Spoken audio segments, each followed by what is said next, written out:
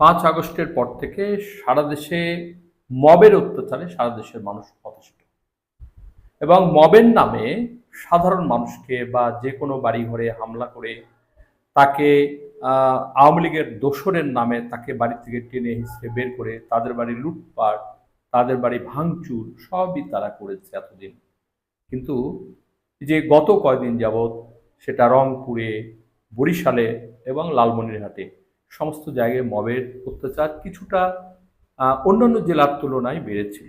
সেটা জাতীয় পার্টির চেয়ারম্যানের বাড়িতে যখন হামলা হলো তখন আর্মি এসে পরিষ্কার কথা বলেছে। কি বলেছে? জাতীয় পার্টির চেয়ারম্যান জিএম কাদেরের বাসভবনে হামলা ও ভাঙচুরের ঘটনায় শনিবার দিবাগত মধ্যরাতে বৈষম্য বিরোধী ছাত্র আন্দোলন ও বিএনপির নেতাদের ডেকে জিজ্ঞাসাবাদ করেছে সেনাবাহিনী। খবর পেয়ে ওই সময় সেখানে ছুটে যান এনসিপি নেতা সার্জিস আলম। তিনি সেনাবাহিনীর ৭২ পদাতিক ব্রিগেডের কমান্ডার ব্রিগেডিয়ার জেনারেল হুমায়ুন কাইয়ুমের সঙ্গে কথা বলেন। কি কথা হয়েছে তাদের মধ্যে? এই সময় ব্রিগেডিয়ার জেনারেল হুমায়ুন কাইয়ুম সার্জিস আলমকে বলেন, শরীরে যতক্ষণ রক্ত আছে we are not going to promote anyone. যে দেশের বিরুদ্ধে যাবে বা বিরুদ্ধে করে আপাতত স্ট্যান্ডিং হলো যে জনগণের অসুবিধা করে, ভ্যান্ডালিজম নাশকতা করে, মবের নামে যে আগুন লাগায়, ঘরদোর ভাঙচুর করে, সেই পার্টিটাকে বার্তা দেওয়া যে না, এটা করার সুযোগ নেই এখন। জাতীয় পার্টির জাপা চেয়ারম্যান জিএম কাদেরের Rangpur Senpara the sky view বাসভবনে গত বৃহস্পতিবার রাত 9:45টার দিকে হামলা করা হয়। বৈষম্য বিরোধী ছাত্র আন্দোলনের মিছিল থেকে হামলা হয়। এ সময় ভাঙচুর ও অগ্নিসংযোগের ঘটনা ঘটে।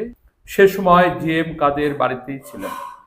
এ ঘটনায় গতকাল শনিবার দিবাগত রাত 12:30টার দিকে নগরীর পায়রা চত্বর মোড়ে বৈষম্য বিরোধী ছাত্র আন্দোলনের জেলা ও মহানগর কমিটির আহ্বায়ক ইমরান আহমেদ ও ইমতিয়াজ আহমেদ ইমতিকে জিজ্ঞাসাবাদ করেন সেনাবাহিনীর ৭২ পদাতিক ব্রিগেডের commander brigadier general Humayun Kaiyum. খবর পেয়ে বৃষ্টির মধ্যেই সেখানে ছুটে যান জাতীয় নাগরিক পার্টি এনসিপির মুখ্য সংগঠক উত্তরাঞ্চল সার্জিস আলম। পরে রাত 2টার দিকে তারা সেখান থেকে চলে যান। এ সময় স্থানীয় বিএনপির নেতাদের জিজ্ঞাসাবাদ করে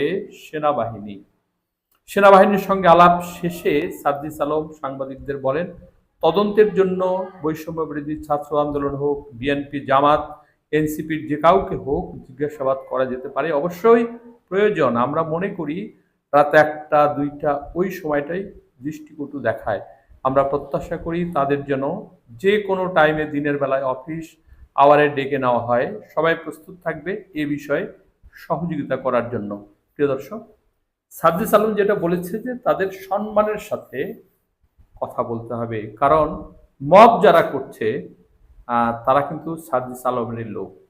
তারা এনসিপি তাদেরকে সহায়তা করছে এবং সারা দেশে মব যেগুলো করছে সব দায়িত্ব এনসিপির। নইলে এমন কথা সে বলবে কেন? প্রিয় দর্শক, আজকে পর্যন্তই। সকলে ভালো থাকবেন। আল্লাহ হাফেজ।